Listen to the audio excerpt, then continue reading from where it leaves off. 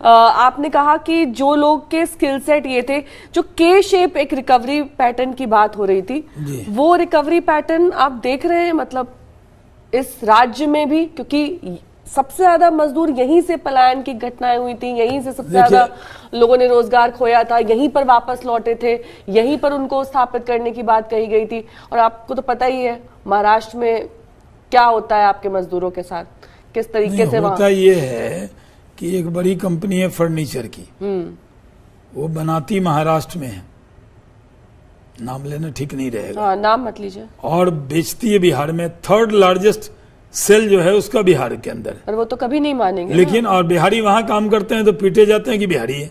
हमने कहा इसी तरह बहुत सी कंपनी है जो बड़ी बड़ी ब्रांडेड कंपनी है, वो बनाती कहीं और है, बेचती बिहार में।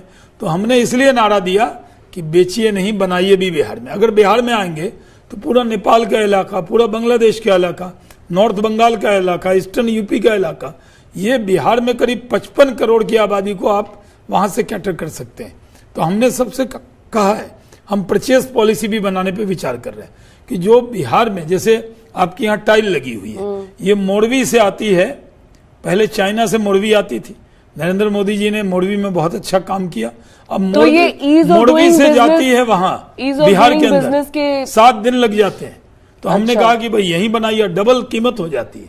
यानी जो टाइल दिल्ली में आप खरीदेंगे या गुजरात में, उससे 2 3 गुना दाम बिहार में हो जाता है, क्योंकि वो ट्रांसपोर्ट बहुत लग जाता है।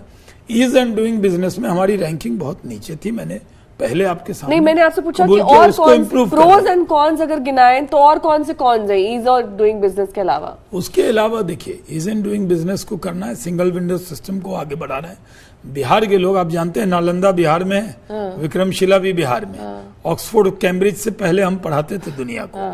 लेकिन बिहारी पढ़े लिखे भी सब जगह मिलेंगे, आप ही के चैनल में बिहारी भरे हुए हैं। तो बिहार के लोग हर जगह हैं, टैलेंटेड हैं। अब स्टार्टअप में अरविंद केजरीवाल साहब कह रहे हैं कि स्टार्टअप कैपिटल दिल्ली है, लेकिन उसमें बहुत सारे बिहारी हैं। कोई दिमाग की कमी हमारे पास नहीं, तो हम स्टार्टअप पॉलिसी भी ला रहे हैं, जल्दी लाएंगे कैबिनेट के अंदर, उसमें स्टार्टअप को आगे बढ़ा रहे हैं। पॉलिसी मैटर्स तो ऐसे होते हैं ना शाहनवाज जी की जब तक ये इम्प्लीमेंट होते हैं तब तक वो वहां की पूरी स्थिति बदल जाती है। इतना ज्यादा नहीं, ऐसा नहीं, हम 1 साल के लिए लाते हैं। इथेनॉल पॉलिसी लाई, 1 साल के अंदर इतने प्रपोजल आ गए। टेक्सटाइल और लेदर पॉलिसी 2022 हम लेकर आए। बंगाल के अंदर पंजीपारा में लेदर का हब है, हम बगल में किशनगंज में बनाना चाहते हैं लेदर पार्क, बड़ा मेगा टेक्सटाइल पार्क हम बनाना चाहते हैं बेतिया के अंदर। हम भागलपुर के अंदर सिल्क का बड़ा पार्क बनाना चाहते हैं। तो हम अलग अलग ऐसा बिहार बना देंगे आपकी चमक जाएगा, आसपास के राज्यों की भी आंखें एकदम चौंधिया जाएंगी। माशाल्लाह दिख रहा है, अभी से चमक रहा है। झारखंड भी चमक जाएगा। नहीं, झारखंड हमारा पुराना राज था, हम किसी राज्य के विरोध में नहीं है, हम तो राष्ट्रीय सोच वाली पार्टी है। हम तो ये मान के चलते हैं कि बिहार के लोगों के बीच में इतना बड़ा, बिहार सिर्फ कंज्यूमर नहीं होगा ना, बिहार की जो आप जानते हैं कि आपके नोएडा में मैं बैठा हूँ, यहाँ जो फ्लैट की कीमत है इससे ज्यादा पटना में कीमत क्यों है? पैसे की कोई कमी नहीं।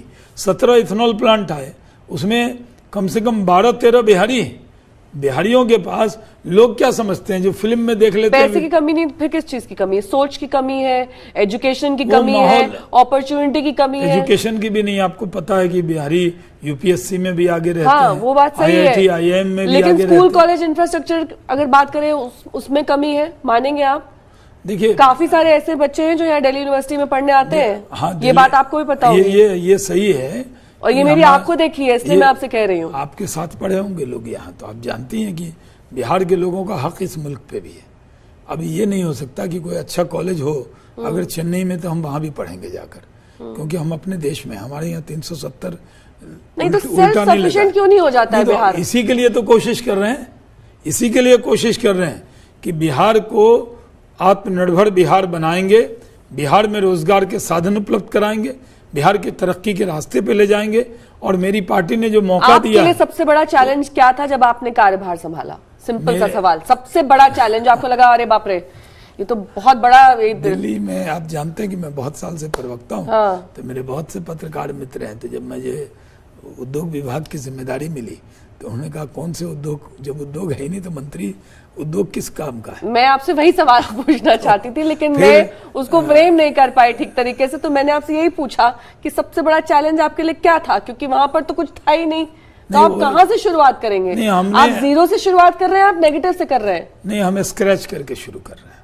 चलिए ठीक है, स्क्रैच एक गोलमोल सा शब्द है। हाँ, जीरो और नेगेटिव पूछा। नहीं, वो मैं पार्टी का प्रवक्ता भी हूं ना, तो थोड़ा तो आपके सवालों को उस तरह से जवाब दूंगा, जवाब देना पड़ेगा। लेकिन हमारे मुख्यमंत्री जी का पूरा साथ है, प्रधानमंत्री नरेंद्र मोदी जी का आशीर्वाद है। 40 में 39 सीट बिहारियों ने उनको प्रधानमंत्री बनाने को दी है। स्ट्राइकिंग रेट हमारा, स्ट्राइकिंग रेट सीट के हिसाब से सिर्फ एक सीट जो किशनगंज जो कभी मैं जीता था वो इस वेव में भी हम नहीं जीते, 40 में 39 हमने दी। तो प्रधानमंत्री जी की, गृह मंत्री जी की पूरी मदद है बिहार को।